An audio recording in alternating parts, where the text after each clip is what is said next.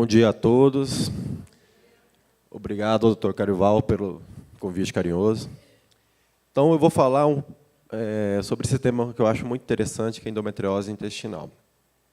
A endometriose é uma doença complexa, como já foi dita, e quando ela atinge o intestino, ela se torna ainda mais complexa, porque a cirurgia de intestino tem os riscos, tem as complicações, então as pacientes já chegam no consultório com medo, querendo explicações sobre como será a cirurgia, o pós-operatório. Então, vamos falar um pouco sobre isso. Então, repetindo um pouco, a endometriose nada mais é do que a presença do tecido endometrial fora da cavidade uterina. E quando esse tecido infiltra o intestino, nós vamos ter, então, a endometriose intestinal. Então, a endometriose pode atingir até 10% das mulheres, em torno dos 40 anos de idade, então é uma população muito grande.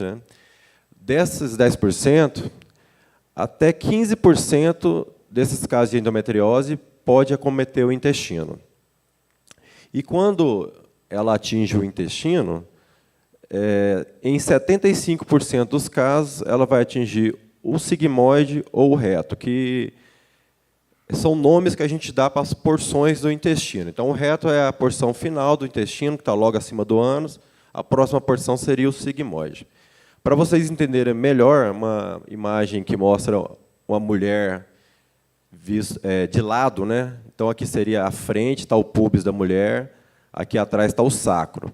Então, a gente tem os órgãos. Primeiro vem a bexiga, depois nós temos aqui a vagina e o útero, aqui nós temos o ânus, o reto, e essa parte que o intestino continua aqui já é o sigmoide. E aqui nós temos aquele espaço entre o reto e o sigmoide, espaço de Douglas, que o Dr. Corival comentou antes. Essas imagens em preto seriam desenhos esquemáticos da endometriose atingindo, então, o reto mais um pouco acima, o sigmoide e outros órgãos pélvicos, bexiga, justamente pela proximidade que esses órgãos têm das trompas, seguindo aquela teoria que o Dr. Corival explicou da menstruação retrógrada. Aqui são imagens da colonoscopia, que é um exame que eu faço na minha especialidade, que é uma endoscopia do intestino grosso. O intestino normal, ele é um tubo, que tem algumas saliências, mas ele é um tubo reto, entre aspas.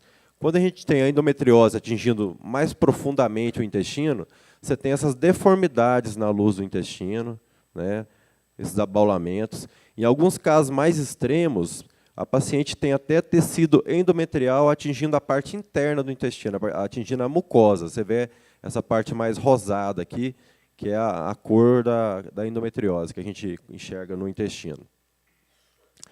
Então, quais seriam os sintomas que a paciente com endometriose intestinal apresenta? Então, ela pode ter uma sensação de evacuação incompleta, ela tem que ir para o banheiro diversas vezes ao dia, ela consegue evacuar só de pouquinho em pouquinho. Ela pode ter uma dor pélvica que é aliviada após a evacuação ou após eliminar algum flato, um pum.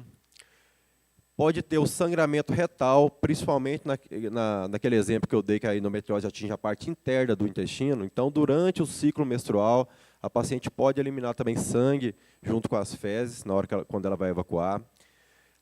Pode ter a dispareunia, que é a dor durante o ato sexual.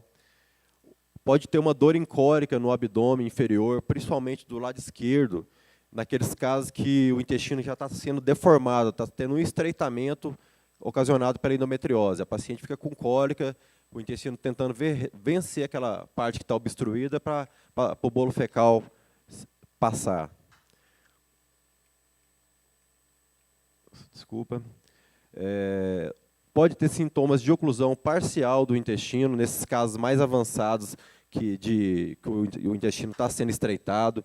Então, chega em situações extremas que, como o Dr. Corival comentou antes, que a paciente, às vezes, a gente tem que parar o tratamento dela para engravidar e tudo, que ela tem que ser submetida a uma cirurgia mais rápida, porque senão ela vai entrar no caso de obstrução intestinal.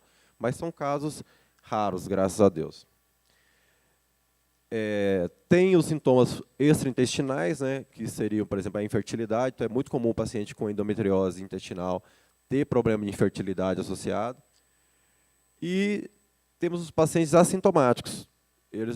o paciente faz o exame, constata que tem endometriose no intestino, o paciente procura a gente para ver o tratamento, e aí, como ela é assintomática e a gente avalia outras coisas, a gente orienta o tratamento, mas o paciente não tem nenhum sintoma, nem mesmo infertilidade, é apenas um achado. Então, como que seria o diagnóstico? Então, a história clínica clássica do paciente com endometriose intestinal, então é o paciente que tem dor pélvica, tem esses problemas de evacuação, tem às vezes a história do sangramento e muitas vezes a história da infertilidade associada.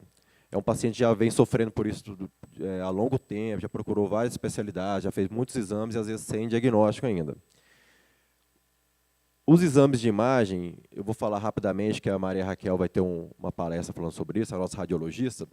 Hoje eles evoluíram muito e ajudam muita gente no diagnóstico, principalmente quando é feito por um radiologista que tem experiência na endometriose. É muito comum a gente pegar pacientes que já fez vários exames que vem laudo de exame normal. Então, tem que ser feito realmente por um profissional capacitado. E hoje em dia a gente usa muito a ultrassonografia com preparo intestinal associada à ressonância nuclear magnética. Os dois exames juntos conseguem dar dados muito importantes no diagnóstico da endometriose. A colonoscopia, ela ajuda muito naqueles casos dos pacientes que têm endometriose mais avançada, que aquelas fotos que eu mostrei no começo, que mostra aquelas alterações na luz do intestino, mas muitas vezes a gente faz o exame de colonoscopia para descartar outras doenças, que a gente está trabalhando com pacientes 30, 40, 50 anos de idade. Então a gente tem que descartar pólipos, doenças inflamatórias intestinal, doença diverticular, que são comum a gente encontrar no dia a dia e que não dão sintoma no paciente. Então, já que a gente vai estar tratando uma doença no intestino, a gente tem que saber realmente como anda todo o intestino do paciente. A laparoscopia diagnóstica, que é passar uma ótica, uma lente pelo umbigo do paciente para olhar o que tem na pelve, hoje em dia quase não é usada mais apenas como diagnóstico, porque nós temos exames de imagem bons que dão melhores informações para a gente. Não precisa fazer um tratamento tão agressivo assim. Mas a gente ainda pega paciente que já fez vários exames que dão negativo, ela é submetida à laparoscopia para diagnóstico, ou às vezes o médico até sabe que já tem endometriose, ele faz uma laparoscopia para fazer um tratamento, aí só vem o laudo da laparoscopia, assim, ó, pelve congelada, que é um termo que a gente usa quando a endometriose atinge tão intensamente várias estruturas dentro da pelve da paciente, que fica tudo grudado, literalmente falando. O útero com as trompas, com o intestino, bexiga, fica difícil até a gente identificar quem é quem. Aí o médico só olha, tira uma foto, sai e manda para equipes que estão mais acostumadas. Aí, nesses casos, é o que o Dr. Corival falou, são cirurgias que às vezes duram 7 horas de duração, porque a gente tem que mexer em várias estruturas, tudo com muita delicadeza para evitar lesão, evitar complicação, mas a gente consegue tratar esses casos também. O tratamento. Então, o tratamento da endometriose, inicialmente, ele é sempre clínico, né, conduzido pelo médico ginecologista, com os bloqueios hormonais. Quando o tratamento clínico tem falha, né, a paciente não apresenta melhora, aí a gente vai partir para o tratamento cirúrgico. Quais seriam as indicações do tratamento cirúrgico? Então, nas pacientes sintomáticas que têm aqueles sintomas de obstrução intestinal, que o intestino está estreitando, está tendo muita dor, esse não tem dúvida, a gente tem que operar mesmo o intestino da paciente para ela ter alívio dos sintomas e para não evoluir para aqueles casos de obstrução intestinal. Já nos pacientes assintomáticos, aí a gente tem que pesar a fase da vida que a paciente está vivendo, se ela quer ter filho, se já tem prole definida, se ainda tem chance de ter algum tratamento com o ginecologista da parte clínica. Então, a gente pode conduzir essa paciente, já que ela não está tendo sintoma intestinal mais importante, e definir um melhor período para ser submetida à cirurgia. Mas, se chegar a um ponto que ela vai ser submetida a uma cirurgia para resolver a endometriose que está nos órgãos ginecológicos, tem útero, trompa, ovário, não tem como eu deixar a endometriose no intestino dela também, senão a doença vai voltar mesmo. Então, mesmo ela não tendo nenhum sintoma intestinal, se tiver endometriose no intestino, ela é assintomática, mas ela vai operar a endometriose nos outros órgãos, ela tem que ser operada do intestino também, senão a cirurgia não vai ter sucesso. A doença vai voltar. Cirurgia. Hoje em dia não existe essa discussão mais entre cirurgia laparoscópica e convencional. A cirurgia laparoscópica ela é mais segura, ela é mais eficaz. A gente vê as estruturas ampliadas. Então, a gente tratando a pelve, a gente tem vasos, tem nervos, tem ureter, tem várias estruturas que são pequenas, delicadas. Então, a gente consegue, que na laparoscopia, com essa visão ampliada, trabalhar muito melhor, com mais segurança, essas estruturas. Nós temos equipamentos, pinças, grampeadores, que são mais seguros do que a cirurgia antiga, feito tudo na mão. A gente tem pinça coaguladora que impede sangramento. Então, a gente consegue fazer uma cirurgia de muito mais qualidade com a laparoscopia. Os grampeadores que nós temos no mercado hoje em dia são instrumentos que a gente usa para fazer a costura do intestino, quando tem necessidade de a gente fazer as ressecções. Eles tornam a cirurgia mais segura e mais rápido, porque a gente dispara um grampeador, ele equivale a uns 50 pontos que eu estaria fazendo manualmente. Então, você imagina uma cirurgia dessa, eu gasto 7 horas com um grampeador, se eu fosse fazer na mão, ia virar 10 horas de cirurgia. E na mão eu não consigo fazer com a mesma segurança que esses equipamentos dão para a gente. Falando dos tipos de cirurgia, são basicamente 3 tipos que a gente tem para cirurgia de endometriose no intestino. Quando a endometriose é pequena, é superficial, ela não atingiu profundamente o intestino, eu tenho uma técnica que a gente fala que chama shaving. Eu faço uma raspagem, eu tiro a camada superficial do intestino e eu consigo tirar essa lesão, esse nódulo. Tem um nódulo aqui, tem um nódulo aqui, são nódulos pequenos. Às vezes eles são até maiores do que esse, mas são superficiais.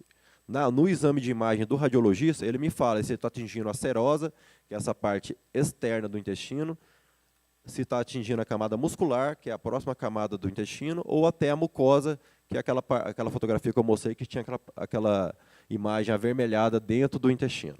Naqueles casos, a gente sabe que está cometendo todo o intestino, não tem como fazer esse shave, aí vai ser ressecção.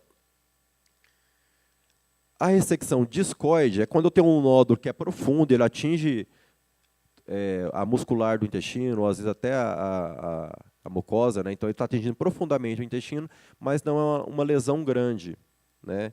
Então eu consigo passar um grampeador e tirar só a parede anterior do intestino.